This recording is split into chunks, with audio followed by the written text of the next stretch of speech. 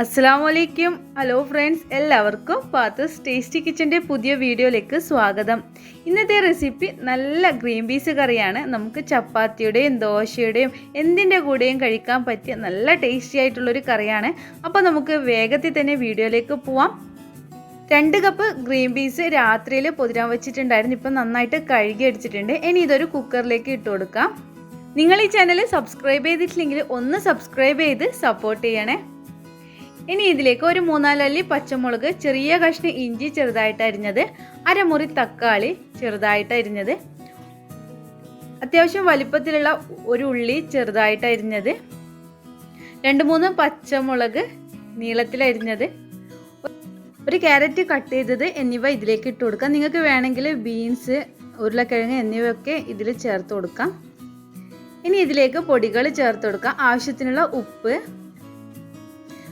1/2 teaspoon മുളക് പൊടി, 1/4 teaspoon മഞ്ഞൾപ്പൊടി, 1/4 ടീസ്പൂൺ ഗരം മസാലപ്പൊടി, 2 ടീസ്പൂൺ മല്ലിപ്പൊടി എന്നിവ ചേർത്തതിന് ശേഷം ആവശ്യത്തിനുള്ള വെള്ളം ഒഴിച്ചിട്ട് ഇത് ഒരു 5-6 വിസിൽ വരുന്നത് വരെ നന്നായിട്ട് വേവിച്ചെടുക്കണം.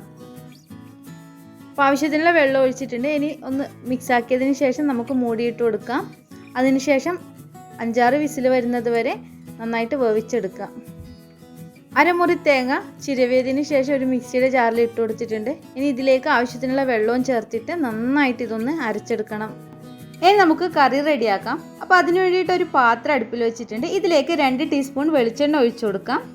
വെളിച്ചെണ്ണ ചൂടായി വരുമ്പം ഇതിലേക്ക് ഒരു 3-4 ചെറിയ ഉള്ളി ചെറുതായിട്ട് അരിഞ്ഞു വെച്ചിട്ടുണ്ട്. അതുപോലെ 3-4 അല്ലി വെളുത്തുള്ളിയും ചെറുതായിട്ട് കട്ട് ചെയ്ത് വെച്ചിട്ടുണ്ട്. ഇത് രണ്ടും വെളിച്ചെണ്ണയിൽ ഇട്ട് കൊടുത്ത് ഒന്ന് മൂപ്പിച്ചെടുക്കണം. ഇനി ഇത് നന്നായിട്ട് മൂത്ത് വരുമ്പോൾ ഇതിലേക്ക് 3-4 വറ്റൽ മുളകും കുറച്ച് കറിവേപ്പില ഇട്ട് കൊടുക്കാം. അതിനുശേഷം എല്ലാം കൂടിയിട്ട് നന്നായിട്ട് മൂപ്പിച്ചെടുക്കുക. ഇതിലേക്ക് നമ്മൾ വേവിച്ച് വെച്ചിരിക്കുന്ന ഗ്രീൻ പീസ് ചേർത്ത് കൊടുക്കാം. അതുപോലെ നമ്മൾ അരച്ച് വെച്ചിരിക്കുന്ന തേങ്ങയും ഇതിലേക്ക് ചേർത്ത് കൊടുക്കാം. പിന്നെ ഇതിലേക്ക് ആവശ്യത്തിനുള്ള വെള്ളം കൂടി ചേർത്ത് കൊടുത്ത് നന്നായിട്ടൊന്ന് തിളപ്പിച്ചെടുക്കണം. ഉപ്പൊക്കെ ആവശ്യത്തിനുണ്ടോ എന്ന് നോക്കുക, ഇല്ലെങ്കിൽ പാകത്തിനുള്ളത് ചേർത്ത് കൊടുക്കുക.